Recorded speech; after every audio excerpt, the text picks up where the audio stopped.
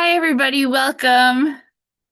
We're going to give it a few minutes, but welcome to College Essay Do's and Don'ts. My name is Christine. We have Susan here.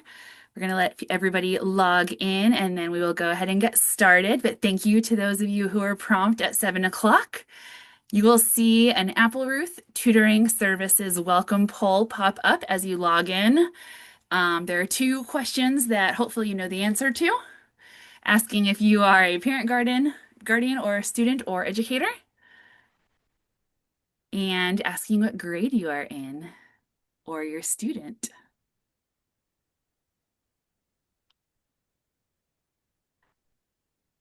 So that poll will be up for a few seconds once you do join. So feel free to answer those two questions because we love to see who is here with us today. And again, we'll just give it a few minutes.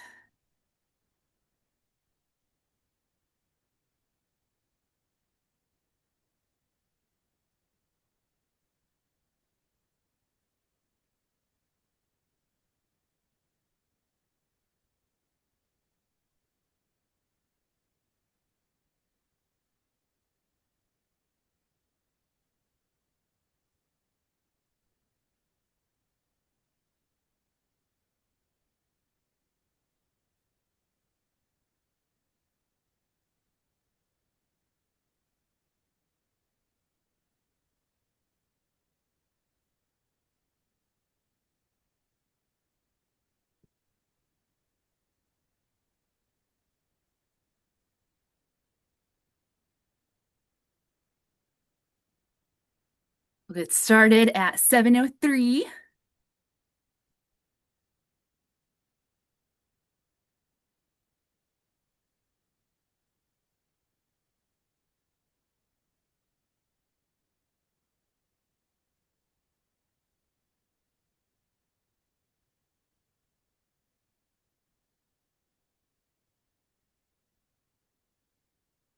I see a few more people joining, so we'll give it a couple more seconds. Thank you again to everybody who is here.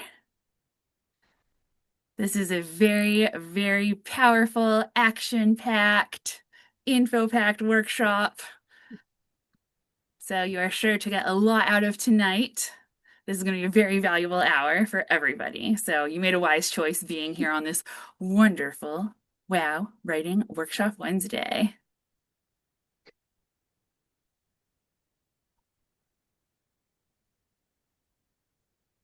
All right, so if you're just joining us, feel free to answer those two questions about who you are and what grade you or your student are in.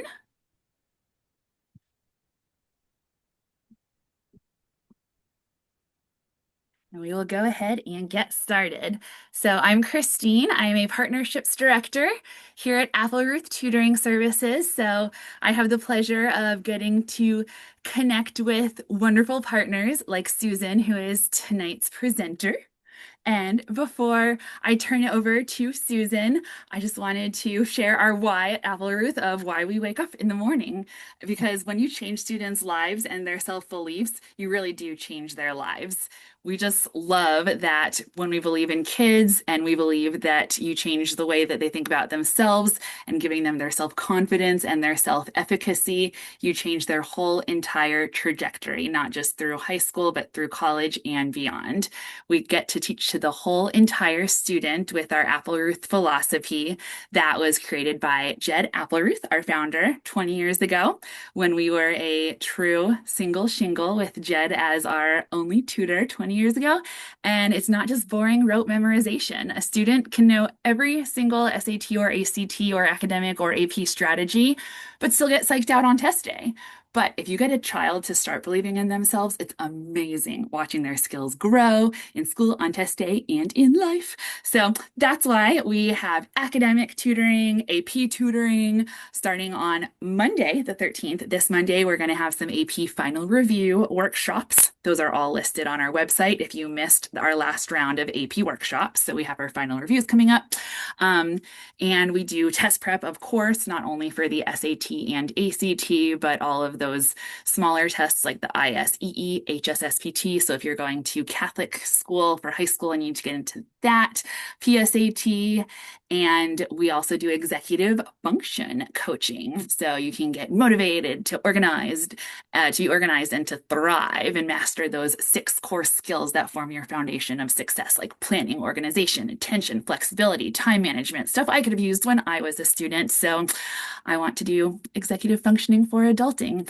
But before we get into that and to the bulk of tonight, I also wanted to let you know that coming up next month to bookend Cinco de Mayo, even more exciting than that holiday, is an academic holiday, May 4th and May 6th.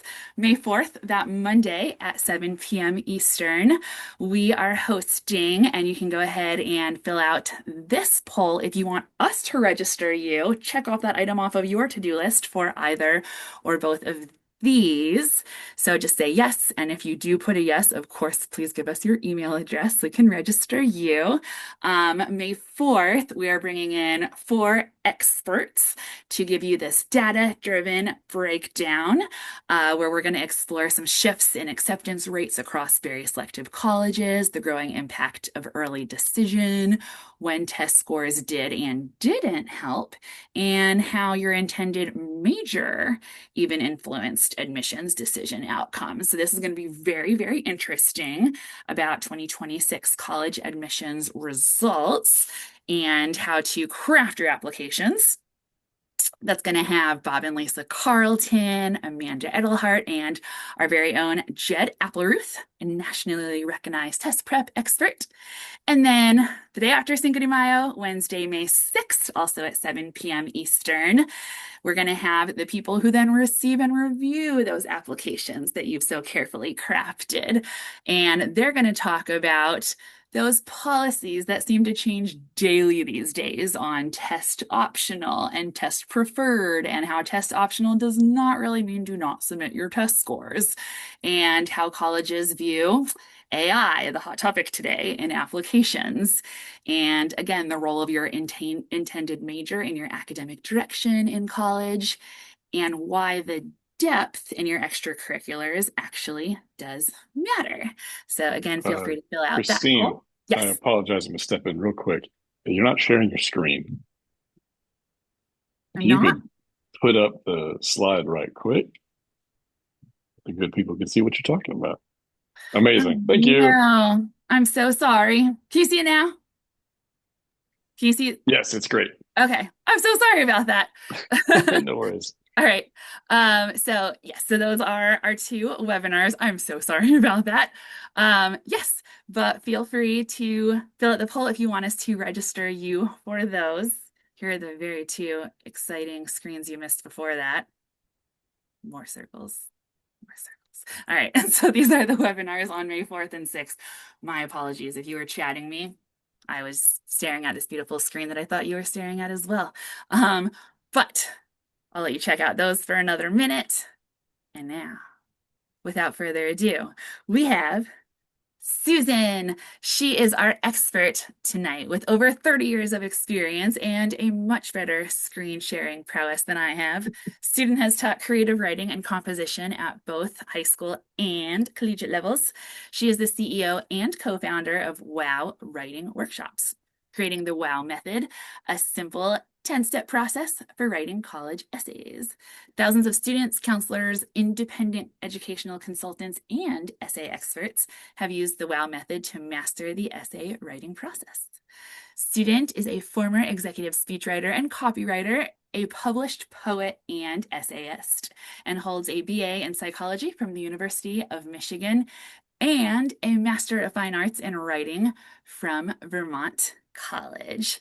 So she's going to tell you all about how a great college essay can help you or your student stand out. So over to Susan. Thank you. Now I'll switch and I will share my slides. Here we go. All right, let's change that to slideshow. Here we are. All right. Thanks, Christine. It's so good to be here with you today. College essay do's and don'ts. That's our topic for this evening. And I want to answer your questions. I want to bust some of the myths. I want to make sure you have good, strong information so that you or your student are ready to apply to college with solid confidence. So this is my team. You saw that picture of me. You now see me in person. This is my team of coaches. My coaching team has been with me for 10 years or more approximately.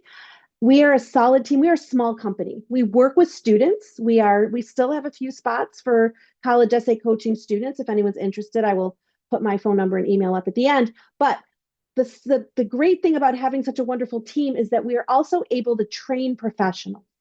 So we train the school counselors and the independent consultants and the tutors and the writing coaches that some of you may already be working with.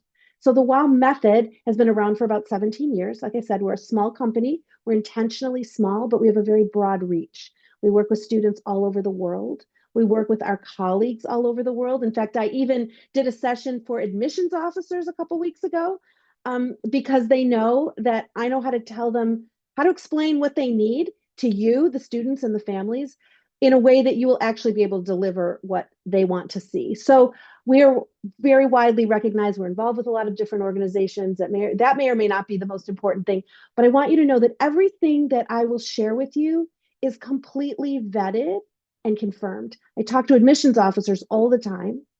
And the company was started by me and also a partner who retired last year. So she had 16 years with us. I've been here for 17.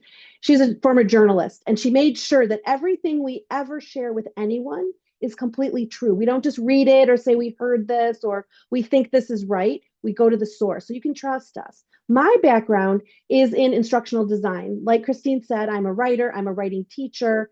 And because my background is in designing instruction, I'm an expert in how students learn and also in how adults learn and how adults who are not teachers and not writers can be writing teachers and can take this task and share their expertise with anyone. So that's a little bit about us. If you have more questions, of course, I'll be happy to tell you more about our services anytime.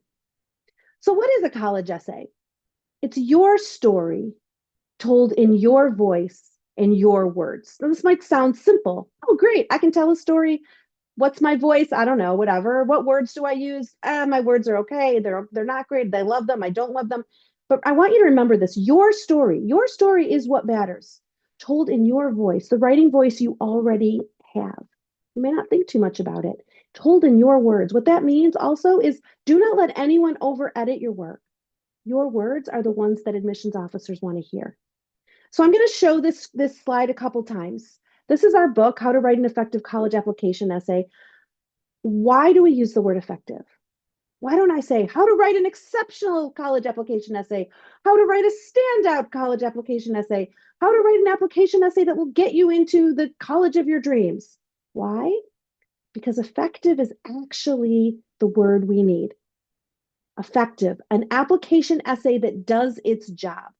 Because every essay has a job to do. And I'm going to teach you what that job is and how to do it. So don't get wowed by people who will tell you, I can help you get into Princeton with the best essay ever, or this is the kind of essay they want to read at the University of Michigan. I will tell you every time I talk to an admissions officer and I ask them, what do you want me to tell my students? They say, will you tell them to answer the question and not try so hard to impress me? Because you're impressive already. Your qualifications are already in the application. They want to see an effective application essay, and I'll tell you more about what that means. So here are the myths. We're going to take the myths and bust them open with some facts. One, admission officers don't read them. Not true. Colleges look for specific traits. Not true. Essays should be polished, especially now in the age of AI. This is not true. They don't want them to be sloppy, but they don't have to be perfect.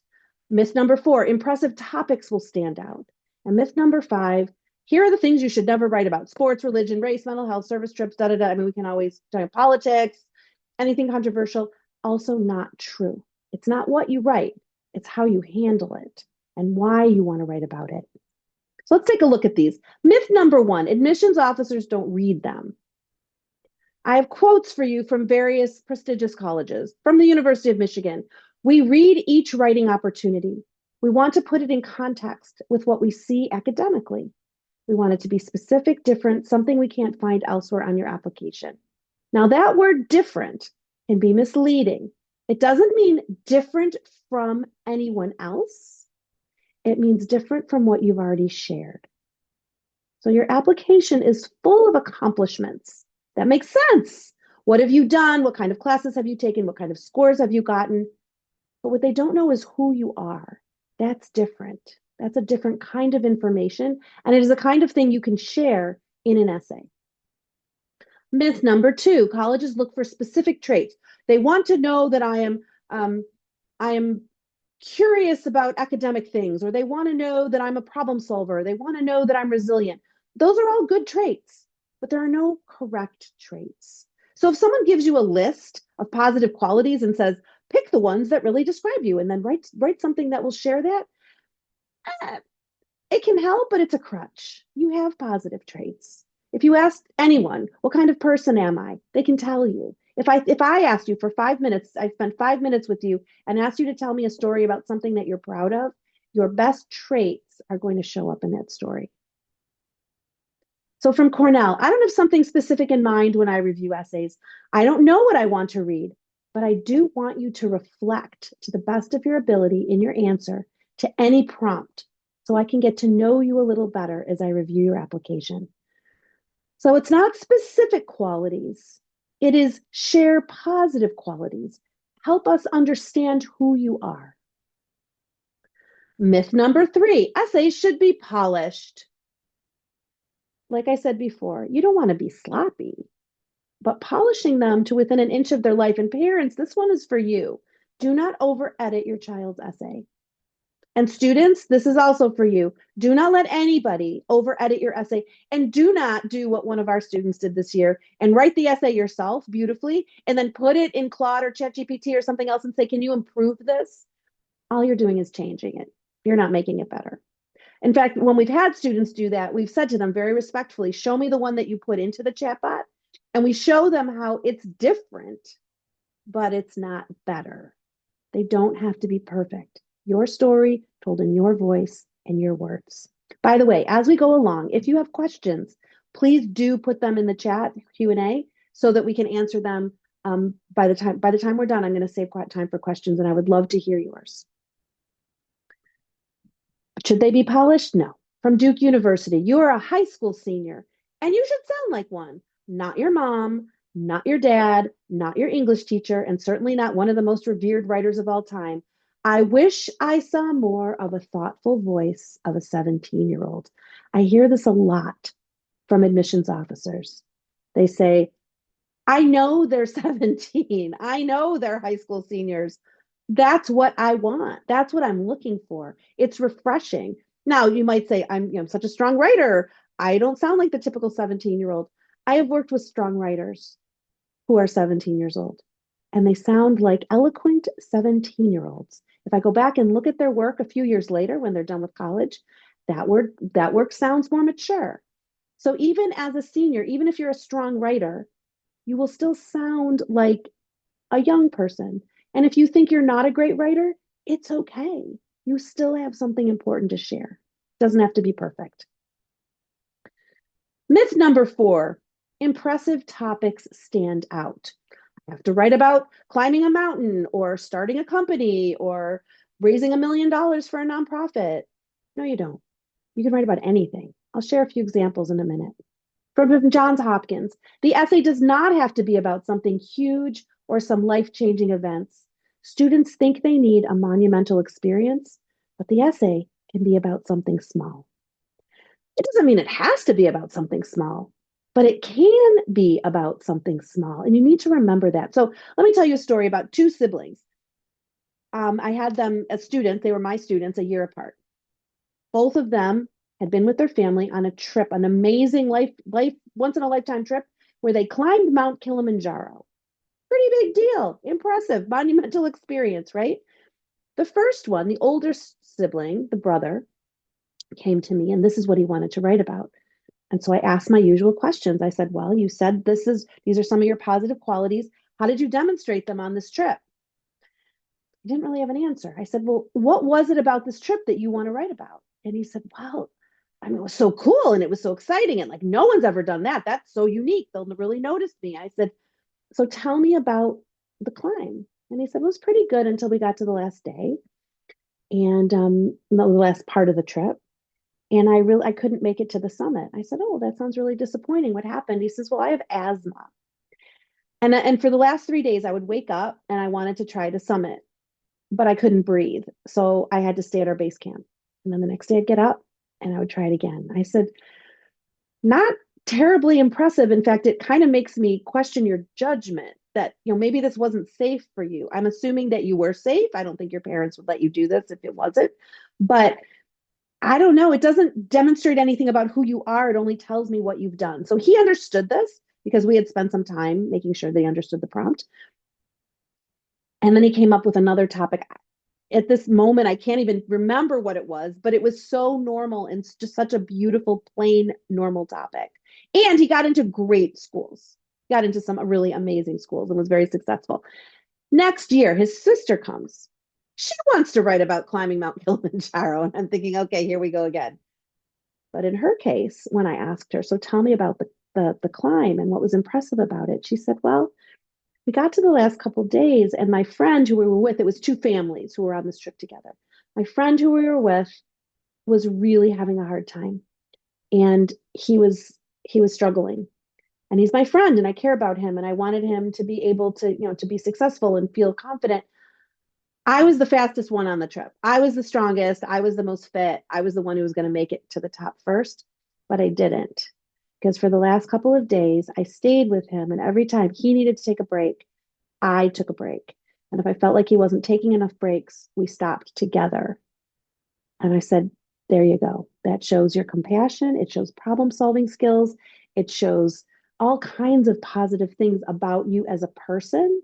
The fact that it happened on Mount Kilimanjaro is not important. This could have happened on a hill down the street from your grandmother's house, and it would have been just as effective. So it doesn't have to be about, you don't have to have done something impressive. You don't have to manufacture experiences. You can be a real person with real experiences and write great college essays. Myth number 5, don't write about sports, religion, race, mental health, service trips, etc., etc., etc. Any topic can be effective. When I have students who want to write about a mental health challenge, I say, well, what do you want them to know about you? That you are anxious? That is not something, I mean, not that you can't share it. They know there's a lot of anxiety on college campuses. We'll say, no, I want them to know that I can overcome a challenge. So I'll say, all right, tell me about a time when you felt anxiety creeping up on you, but it didn't take over. See, that's not a story about anxiety. That's a story about overcoming a challenge. But a student who says, I just want them to know that I really struggled, but I'm okay. Be careful. Again, think of what you want them to know. What do you want them to know about you that they can't find out from the rest of your application? Same thing goes with politics.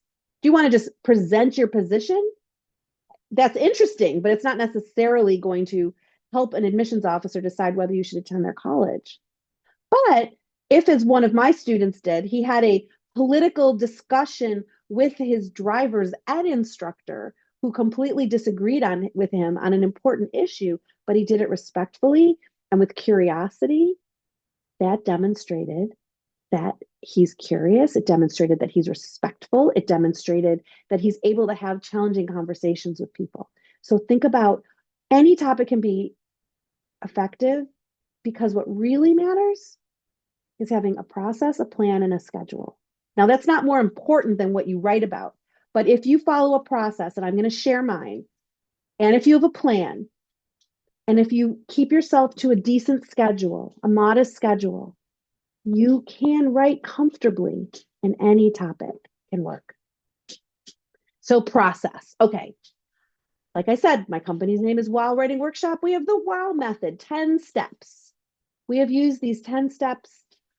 Thousands of students have followed these 10 steps. Many of them have been our students. Many of them have been our client students. Many of them are from schools we've worked with. Here's the magic here. Let me show you something. Most people skip step 1. They skip it completely. And why do I need to understand the prompt? Because if you start brainstorming ideas before you confirm that you understand the prompt, there's no confirmation that you really get it. And this is where people get into trouble. My first student who wanted to write about Mount Kilimanjaro, he was trying to be impressive. When I went back and said, do you understand the prompt? Let's make sure you really understand the prompt and the purpose of this essay. He changed directions. So our process goes through 10 steps. The green is content. We don't have students write a first draft until step 5. The purple here is adding structure. This is where the essay as a piece of writing starts to matter. And the final 2 steps are polish. Content first. No matter what you do, content first. This will really make a difference. So when I say you need a plan, what does that mean? Well, by plan, I mean, where are you applying? Do you have a good list? Make sure you have a good list. Don't just randomly apply to schools and cross your fingers. Not a good strategy. What does your summer look like? What kind of time do you have? How motivated are you? How much time are you really going to spend on this? Is your dream school an impossible reach, or is it really somewhere that you're qualified for? Do you feel like, no, you know what, my state university, that's okay with me. I'm good with that. I need to write a couple of college essays, but I think I'm okay. There's How motivated are you to really put the time in? That matters. Be realistic about it. And like I said, make sure you have a good list. A good list is going to help you get in. A great college essay, an effective college essay, will help you make your case at that school that you're qualified for. And sometimes it's just impossible math. There's too many applicants, too many are qualified, and an essay can help. It can make a difference. I don't like you to think that it's going to vault you over the wall and get you in if you're not qualified, but it can really help. And if you have a process, a plan, and a schedule, you'll be successful. Now, this is my schedule. This is a snippet of a 4-week schedule we use with our students. Momentum is your friend. If you start, finish. Do not start in May and then keep working on your college essay till October.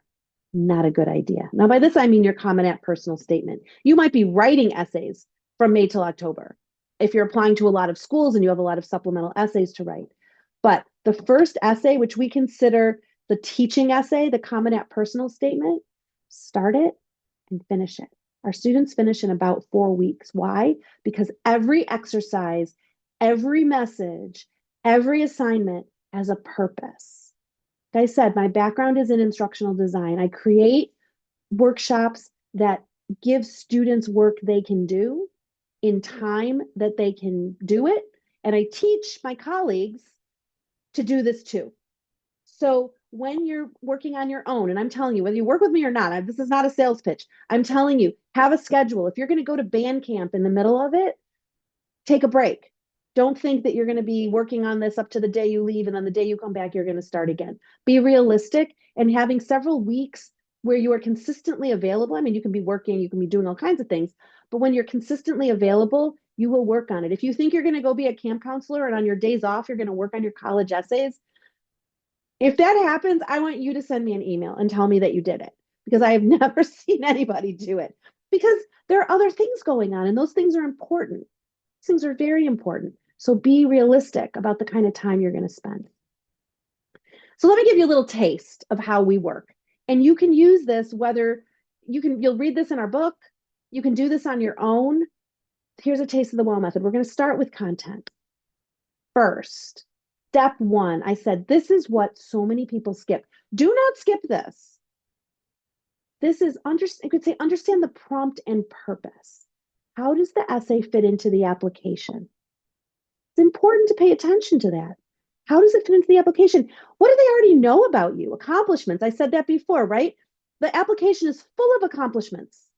Where do you go to school? What kind of classes have you taken? What have your grades been? What kind of scores did you get on your APs if you took them? Do you go to an IB school? Do you go to an AP school? Did you travel? Did you live in other places while you were going to high school? Did your parents go to university? All of these things, some of them are accomplishments and they're already in the application. They are quantitative pieces of information, quantitative data. But what else do you want them to know about you? These are your best characteristics. Who are you beyond what you've accomplished? So, for example, let's say you're the captain of the tennis team. That's an accomplishment. That's terrific. But your characteristics will help me understand what kind of captain you are. Remember, I said some people will say, don't write about sports. You can write about sports. If all you ever do is sports, you can write about sports because most of your important experiences will happen on a court or on a field or on the way to a game or a tournament. That's okay. But remember that the purpose of the application in my tennis example is not to share that you're the captain of the tennis team. They know that. It's to show what kind of captain you are. So maybe you're the kind of captain who's always gotten everything they ever wanted. You've always been the star. And this year, you had a co captain, and it was challenging. And you didn't always see eye to eye, and you had to compromise. You've never had to compromise because you're always the best and you're always number one. That shows me what kind of captain you are. And you would tell a story about an experience you had, right? Maybe you're the kind of captain who was never supposed to be captain. You've never been captain of anything. But the person who was supposed to be captain moved to Florida at the end of sophomore year. And all of a sudden, here you are, captain of the tennis team, much to your surprise. Your coach believes in you, your teammates like you. You've never been this kind of a leader. Tell me about an experience you had. Tell me about a time when you did something that was outside of your comfort zone. You're both team captains, but you're different kind of people with different kinds of experiences and characteristics. This is the prompt of the Common App personal statement. Now, if you've seen the Common App, you will have seen this, right? There's 7 questions or possibilities, but I want you to look at this first. These are the instructions for the Common Application personal statement. As of the last time I looked, they're only available if you are in the Common Application, like in the application. I have talked to people at the Common App and said, every time you post the 7 options, you really should include this because this is the real prompt. They told me they might do it. I don't know if they have. The essay demonstrates your ability to write clearly and concisely on a selected topic and helps you distinguish yourself in your own voice. There's that word voice again. What do you want the readers of your application to know about you apart from courses, grades, and test scores? Choose the option that best helps you answer that question and write an essay of no more than 650 words using the prompt to inspire and structure your response. What do you want the readers of your application to know about you apart from courses, grades, and test scores? That's the prompt. Tell us who you are beyond what you've done. And then they say, choose the option that best helps you answer that question. So there's not a best option. There's not, and none of these are better than others. I'm going to take you through a couple of them to illustrate what I'm talking about. So we say that every effective essay has a theme. The theme, what happened and why does it matter? What are you telling me and why are you telling me this? No matter what kind of essay. It's easiest to explain and teach for the Common App personal statement. That is our teaching essay. And then once we've taught that, once a student really understands the process, then we apply those concepts to all other essays and writing tasks. So let's look at option number 1. Some students have a background, identity, interest, or talent that is so meaningful, they believe their application would be incomplete without it. If this sounds like you, then please share your story. Background, identity, interest, or talent. Doesn't matter which one. A background, this is where my family comes from. This is what my history is. Identity, this is who I am. This is something about my identity. An interest, I like stamps. I'm interested in turtles. I like to bake. An interest or a talent. I'm a dancer. I'm a great chess player. I can juggle. These are all talents. They don't care which one. You have to remember, people created these questions and they've been used for years and years now because they work, because they're doors and windows that allow so many different kinds of students to all answer that original prompt. What do you want us to know about you beyond your grades and scores and all of that? The why does it matter? It's so meaningful that your application would be incomplete without it. So you know what? The fact that I can do XYZ or my identity of some sort or my family background or this whatever it is that I'm interested in, I love politics, I'm so fascinated by it. If that is you, then tell us your story. Now let's say that's not your prompt. Let's take one more as an example. Number two, the lessons we take from obstacles we encounter can be fundamental to later success. So they're interested in an obstacle and what happened later. The what happened has two parts. Here's the challenge. Here's what happened later. Recount one time when you faced a challenge, a setback, or a failure. A challenge, something was difficult. A setback, I was moving forward and then something set me back. Or a failure, it completely didn't work. The cake fell, the engine didn't work. I lost the final match of now I'm with my tennis player again. A failure. Or maybe that's a setback, or maybe that's a challenge, depending on the person. Why does it matter? How did it affect you? And what did you learn? This question has a lot of parts. We're taking lessons from an obstacle. The obstacle can be small or large. It also needs to lead to later success. What did I learn? So maybe that's you. It doesn't matter. So there's 6 of them here. Number 7 is share an essay on the topic of your choice. Not my favorite. I am not a fan. I'm not opposed to it. But I will tell you that as long as you can balance a prompt, one of these 6, at least one positive characteristic, and an anchor story, something that's going to help me understand who you are, it can work. So we say that step 2, so that was all step 1. That's all step 1. If I can take students through that and confirm that they really understand the prompt, now we're ready to talk ideas. Anchor story. Give me a story. It may or may not be the complete essay. For some students, that anchor story is the whole essay. The time I did X. The day I tried to build my own computer, finished building my own computer, and the whole thing totally fell apart. The time I made a gorgeous cake for my sister's birthday, and no one had ever seen a cake like it before, and everyone took pictures and put it on Instagram, and now I'm cake famous. That's a story. Characteristics. What does it illustrate about you? What are the details? And consider several possibilities before deciding.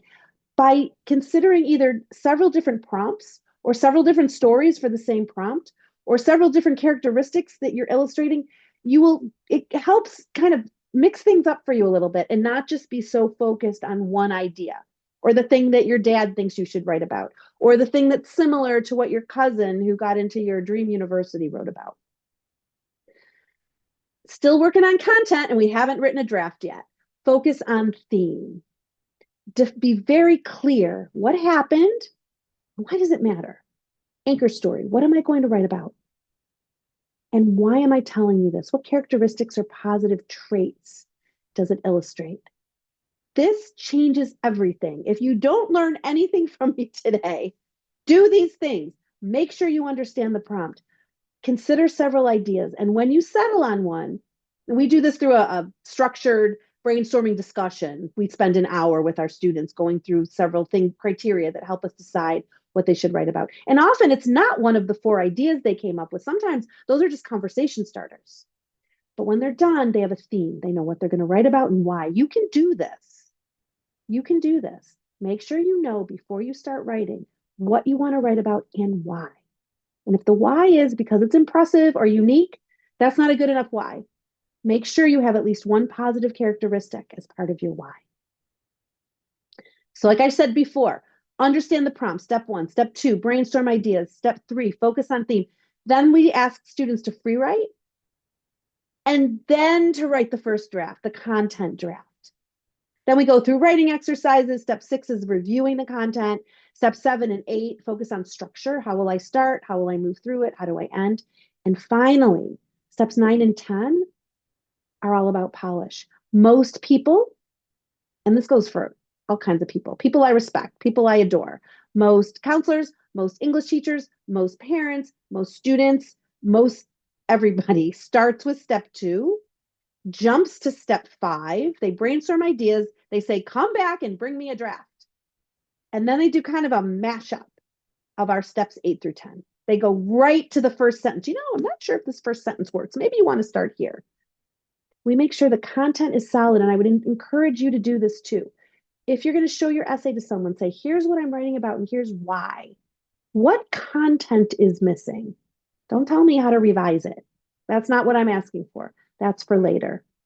So, college essay do's. Remember, this was do's and don'ts. Do follow instructions. Do answer the prompt. I know that may seem ridiculous, but yes, answer the prompt. Do write about yourself. Show reflection. Be authentic. Be who you are. This is a word I hear all the time. So I just did a couple of sessions at some regional conferences for school counselors and admissions representatives and independent counselors. And I had a lot of admissions officers in my session. I was talking about AI, and I can talk a little bit about that here also, about AI in college essays and how they should think about it. And they kept saying, I want them to be authentic. I want them, I'm looking for authentic. I said, I'm looking for authenticity. I said, well, what does that mean to you as a reader? You all say, be authentic, be authentic, be authentic. What does that mean? And they said, I just want to hear, like I said in the quote I shared before, I just want to hear them speak in their own voice. I just want them to talk to me. That's it. And that's real. They don't need you to sound like some polished, college graduate. They want you to sound like you. Now, if you are, like I said before, if you're a polished writer, that's okay. It'll show up in the rest of your application in other ways as well, through the kinds of classes you've taken and the things you've done. Be authentic, highlight a positive trait, at least one, write it yourself, and use your own voice and words. These are things that you want to do. Successful students do these things. Don't focus on someone else. Don't think that you have to emphasize accomplishments. Don't be negative. I had a student once, total negative, negative, negative, negative, negative. He was very adamant. This was the story he needed to tell. I said, without saying this to him, I thought, he sounds like a jerk. And what we had to do was kind of refocus the essay. I said, I know that what you mean is this, but you don't sound it doesn't sound like that. You sound full of yourself. You sound like you're not just confident, you're cocky. And I don't think that's what you want. He was a nice guy. And it sounded too negative. He was angry about something in his essay. I said, let's take the anger out and focus on the positive. You can say why you have these, you can talk about how, your outrage led you to this point, but let's focus on the positive thing you did. Remember, this is not an op-ed for a newspaper. This is not a blog. This is not an article you're going to post on the internet. This is not a video that you're making for TikTok. It's a college essay. It has a specific purpose, and you need to understand the prompt and the purpose. Don't write what you think colleges want. Don't plagiarize or rely on AI. Do not imitate samples. Now, this is hard. There are a lot of samples out there. You could say sample essays for students who got into Yale University, and you can find, I don't even know how many. I can't count how many. And you could take them all and look at them and read them all and try to figure out what was the same or different about them. There are companies that have done this. There are AI tools out there that have done this. All the essays, essays from kids who are successful getting into this school or that school. It's still not going to help you write an essay that's going to get you into that school. Because samples, we imitate samples without even meaning to. We think we want them for inspiration. If you're writing an essay in school, let's take an AP Lang class, for example, and you are writing a certain type of essay, yes, you want to see models because there are structural things, there are ways that there are different techniques that are used. That's important. You need to learn that. Those rhetorical tools, you need to learn them. Samples can help you with that. But a college essay, it's you on the page. You can't imitate it. You can't model it after someone else's. It needs to come from you. That's why we focus on content first. That's why I really emphasize that you make sure you know what you want to write about and why. And the same goes for supplemental essays. You want to apply to a school that says, why do you want to come here? Why do you want this major? Don't pick a major just because you think it's the one that's going to get you in. Pick the major that's really interesting to you and explain why. Also, don't believe everything you hear. There's a lot of garbage out there. I had a conversation with a really delightful young man, a recent college graduate, who had this very cool app for students who are about to start college. It was really interesting what he's doing. I think they're doing great work. And we were talking about the the content they put out to try to attract people to their website and their app. And he said to me, "Can you share some good college essay articles? Because most of our stuff is just it's AI garbage." He knew it. So he didn't mean to mislead anyone. It wasn't going to like damage anybody, but it wasn't good stuff. And he knew it. So be careful. And finally, don't rely on tools. Rely on your knowledge and people. You can use them. They're helpful. Excuse me. Recently, my email has been trying to make grammar recommendations. I'm a professional writer. I've been a professional writer for 35 years. And I'm looking at this and I'm thinking, this is making my head explode. So I turned the feature off. But I thought if I was a student and everywhere I went, everything I do, everything I type, I'm getting grammar suggestions and revision suggestions, I might start believing it. And I'm telling you, they're not smarter than you. You can use your words. Your words work. So again, here's the QR code for our book. I hope you'll download a copy. You'll get some emails from us if you do. And if you want to stay on our list, great. And if you don't want to stay on our list, that's okay too. And here's how you find us. There's the QR code again if you need it. There's Appleruth contact info at appleruth.com. Susan at wowwritingworkshop.com. I have about 10 more minutes and I'd love to answer your question. Great, because we got some questions. So the first one, what if you don't really know what you want the colleges to know? Very Very good. meta, Okay. very existential. Now it's a good question. So it's not where we start. And I'm glad that you picked up on it. We start with explaining what the prompt means. You can do this for any prompt. Comment at personal statement, University of California personal insight questions, supplements for any school. You need to make sure that you understand the prompt. So here are the 3 questions that we ask to confirm that someone understands the prompt. And I'm going to answer your question directly. Question number 1, what's the purpose of this prompt? Because I've already explained it. In our method, when we work with students, we show them a brief video. We have a web page they read. We have a writing exercise they do. And in the writing exercise, there's 3 questions. 1, what does the prompt mean? And we're checking for understanding. I'm an educator. So everything I do has an objective and has some way that I'm checking for understanding.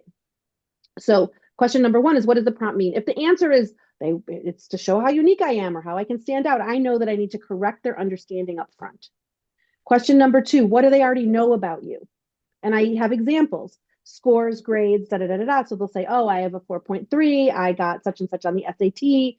I took 7 AP classes in the last 3 years. Great. What would you like them to know about you? And here I say characteristics. They don't have to be, you don't have to be, you can say I'm a hard worker. You can say I love a good problem. You can say anything positive. And when you say I don't know, then the next question is, if I asked your best friend what kind of person you are, what would they say? Most people can answer that question. Or if I asked your mom what kind of person you are, what would she say? Those answers might be the same, they might be different. But what I'm asking you to do, if you can't, you don't have to think of the perfect thing that you want to convey. I'll tell you a secret. If you can, it's not really a secret. If you can think of at least one positive characteristic and you can tell a story that illustrates that, that story will illustrate other positive characteristics as well. You don't have to create like the perfect model. And especially for selective universities that have supplemental questions, you're going to have lots of opportunities. That becomes a strategic package of multiple essays that will all share different aspects of who you are. So it's in there. You just need to not put the pressure on yourself. You just need to think about, what kind of person am I? What am I like? And that's good enough. Thank you. Somebody else asked for common application question number 1.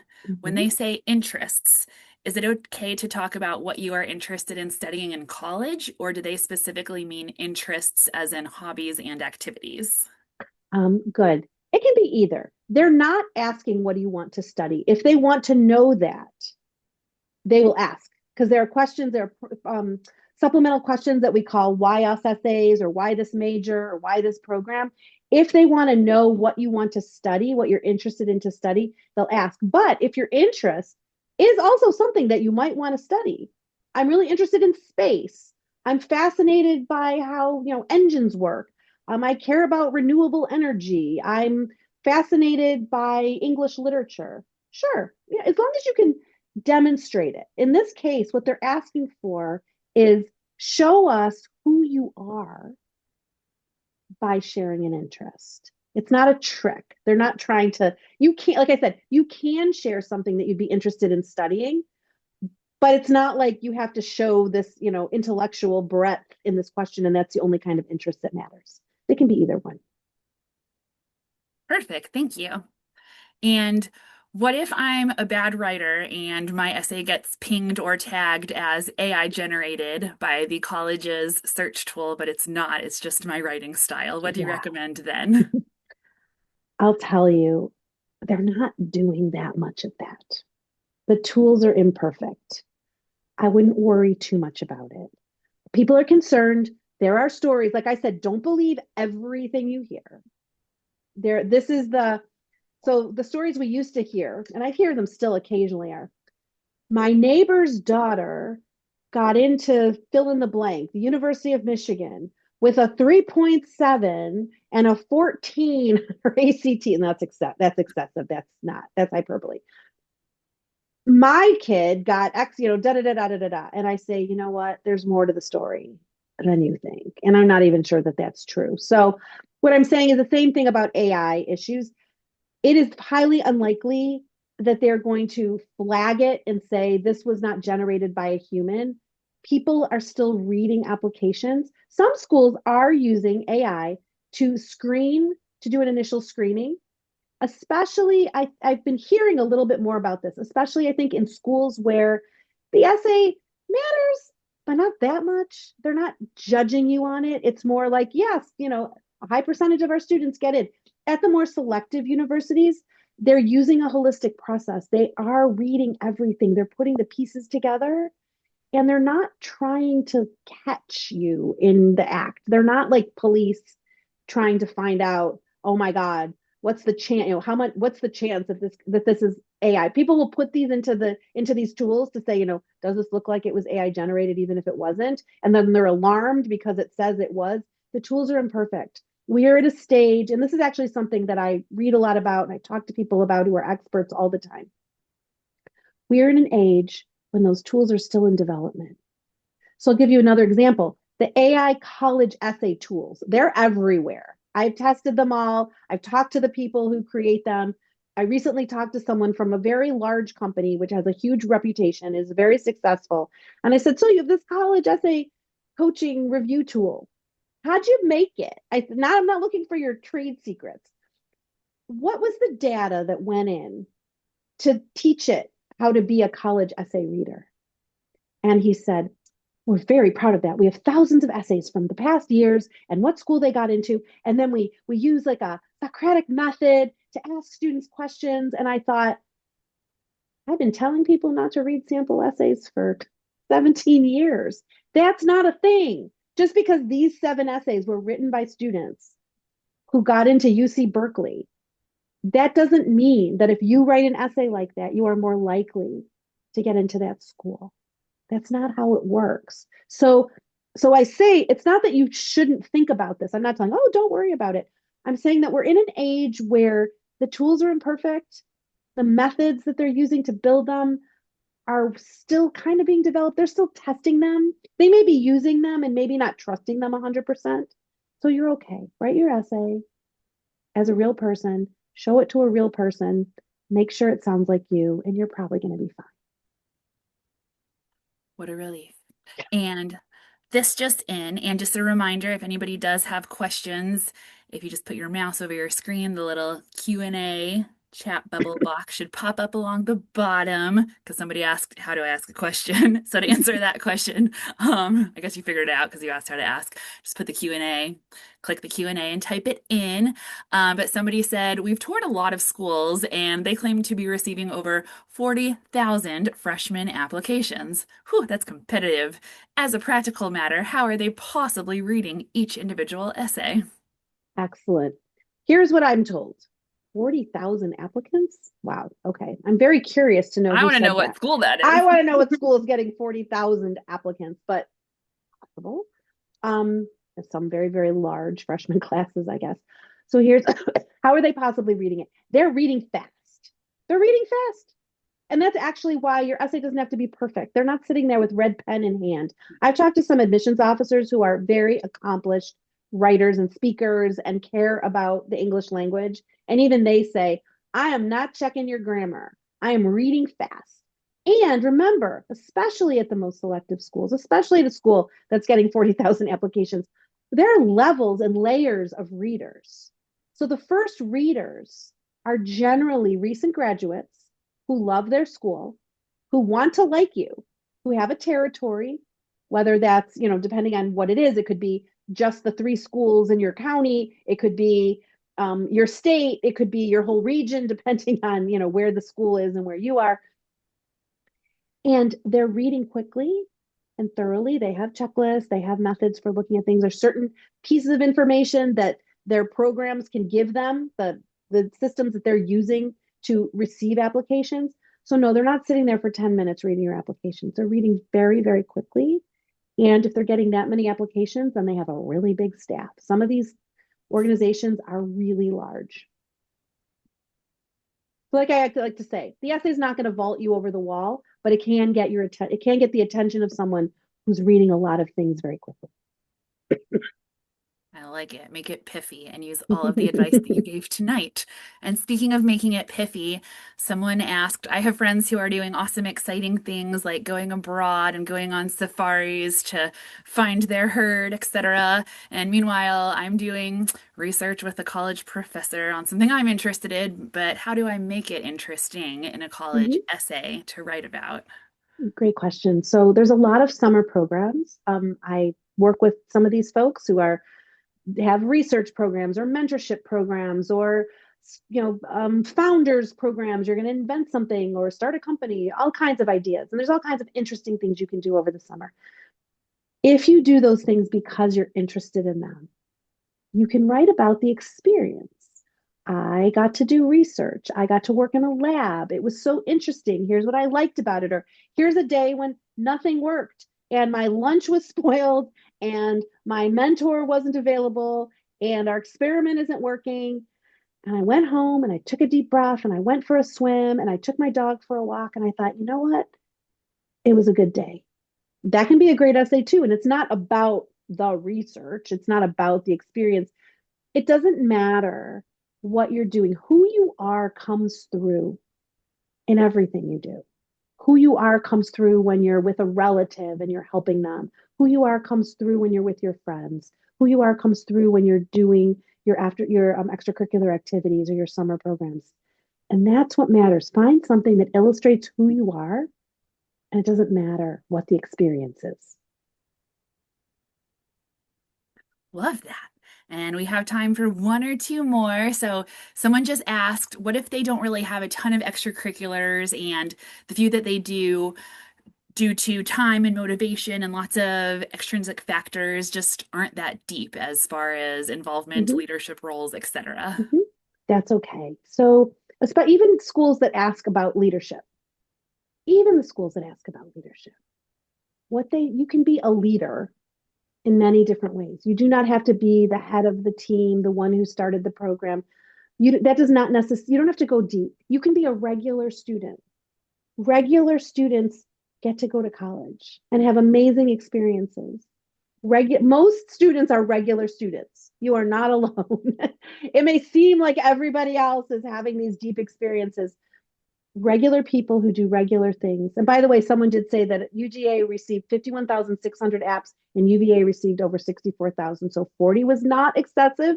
My information is out of date. Thanks for the update. I'm still catching up on 2025 applications. And probably that's part of what you're going to have in your reflection on the past year webinar. So you all should go to that. So and I lost my train of thought. I want to tell you a story. I have one last story. I have a student who came to me and said, I'm not a great writer, and had some pretty interesting ideas for his application essay when he came to me. One of them had to do with lobbying on Capitol Hill. One of them had to do with some volunteer experience. They were pretty impressive. And I thought, wow, pretty nice. And we went through them one by one. There was nothing there. These were his family's best stories about him. They sounded really interesting. I said, so you went lobbying on Capitol Hill. That must have been great. Well, it was with my mom, and this is something that she does, and da da da da. Oh, and I was 12. I said, well, I don't know. What was that day like? He's like, well, I got to talk to a lot of people, and I love talking to people, and I'm really curious, and I'm always interested in new people and new ideas. And I said, all right, tell me about a time recently when you were curious and interested in talk to someone. And then he told that was my driver's ed story. He was the one who said, "Oh, well, I was in driver's ed. We had a new driving instructor. I'd never met him before, and he's just this old guy I've never met. And something controversial had happened, political had happened in our town, and I just asked him what he thought. And it was such a cool conversation because we totally disagreed. But by the time we were done, I felt like I'd like kind of understood him differently. This is a student who turned out didn't have a ton of deep experiences, but he like manufactured it for the application because his mother helped him. But when we really got down to it, his basic normal experience on a basic normal day really illustrated who he was. And it was great. So That's thanks for so the cool. opportunity, everyone. Really great to be here with you. I hope that you'll get in touch if you have more questions or need more information. Thank you so much for sharing all of this invaluable information, Susan. And seriously, everybody should check out Wow Writing Workshop. I've had so many amazing conversations with Susan. Each one is better than the previous one. She is just a wealth of writing and essay information and knowledge and intel. So if you haven't written your college personal statement, or if you have, and if you just want to be a better writer, use her resources. They're amazing. And to the student who asked the question, who asked it anonymously that Susan just answered, I think the May 6th workshop will be so perfect for you because that is one of the things they are specifically going to talk about, how college admissions directors view extracurriculars, and why, you don't have to have the best and the greatest. I don't think I'd get into college today if they were, viewing my application because there are just better ways to craft essays using somebody like Susan. So I think May 4th and 6th will be a great 1-2 punch. If you didn't click the button for us to register, you can just go to appleruth.com/events/webinars. They're all there. They're all free. So that's fun. We love free resources just like this one tonight. So thank you again, everybody, for attending and have a wonderful rest of your Wednesday evening. Bye.